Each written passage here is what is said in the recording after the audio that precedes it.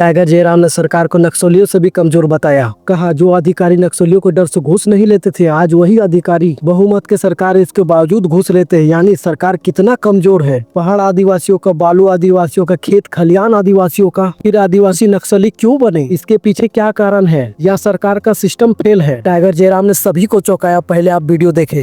जो सवाल उठाया उससे मंत्री शिल्पी नेहा तिर्की ने कहा कि आप नक्सलियों का सपोर्ट कर रहे हैं, ऐसा क्यों? नहीं, क्योंकि अपनी कार्य को छुपाने के लिए। हमने कब कहा नक्सलियों को हम सपोर्ट कर रहे हैं? हमने ये कहा कि लोग ऐसा कह रहे हैं। हमने तो उनको 2018 साल पहले वाला पेपर कटिंग दिखाया कि ये आखिर करप्शन क्यों है।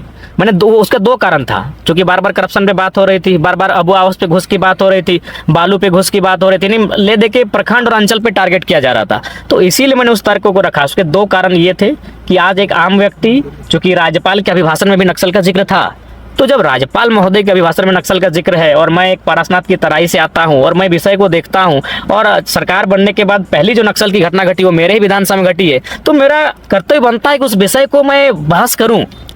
मैंने ये कहा कि आम जनता ये कहती है कि जब नक्सलियों का वर्चस्व था उस समय मीडिया से घूस नहीं लेते थे, तो हम ये उसके माध्यम से कहना चाहते थे। इसका मतलब कि सरकार तो नक्सली से भी कमजोर है। नक्सली असंवैधानिक हैं, बिल्कुल असंवैधानिक है, उन पर नियंत्रण हो, उनको सरकार सजा दे।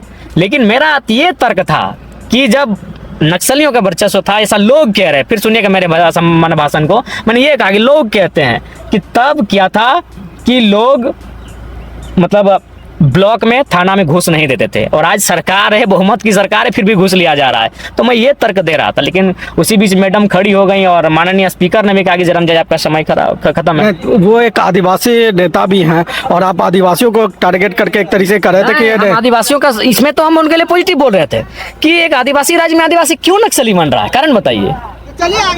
ये तो अगर मेरे भाषण को अगर कोई आदिवासी सुनेगा तो मेरी प्रशंसा करेगा, सच्चाई है।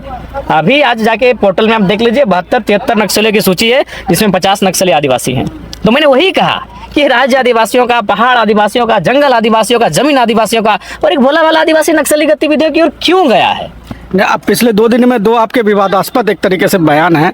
एक तो जो आप वसूली, फरवरी मार्च को वसूली का महीना बता रहे थे, दूसरा ये तो नहीं लग रहा कि आप सदन में एग्रेसिव होकर तो बोले, लेकिन कहीं ना कहीं आप फंस जा रहे हैं। फंस नहीं रहे हैं, हम उस पर भी अडिग हैं और इस पर भी अडिग है। मुझे सदन में जो बुद्धिजीवी खेमा है इस राज्य का, वो मेरे बारे में क्या सोचता है वो मतलब नहीं है। मैं इस गांव से आता हूं और गांव के लोग जो देख रहे हैं, जो चीज अनुभव कर रहे हैं, मैं उस विषय को एक्सप्लेन करता हूं। अगर आप टाइगर जयराम के साथ खड़ा हो तो एक प्यारा सा कमेंट करो, साथ ही साथ वीडियो को लाइक करो, चैनल को सब्सक्राइब करें। हम आपके लिए इसी तरह का वीडियो लाते रहेंगे। मिलते हैं अगले वीडियो के साथ।